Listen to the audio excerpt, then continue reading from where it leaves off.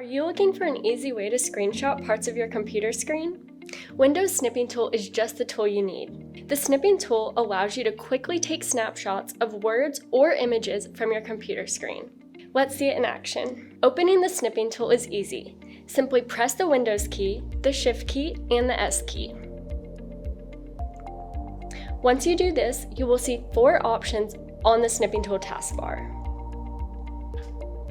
Rectangular snip allows you to drag the cursor around an object to form a rectangle. Freeform snip lets you draw a freeform shape around an object, giving you the freedom to select what's included in your snip. Window snip lets you select a window, such as an individual dialog box, that you want to capture and isolate. Finally, full screen snip takes a capture of your entire computer screen, leaving nothing out. After you capture your snip, a window will pop up on the bottom of your screen where you are able to directly make changes, save your screenshot, and share. It's that easy. Make sure you try out the Snipping Tool next time you need a quick or specific screenshot on your computer.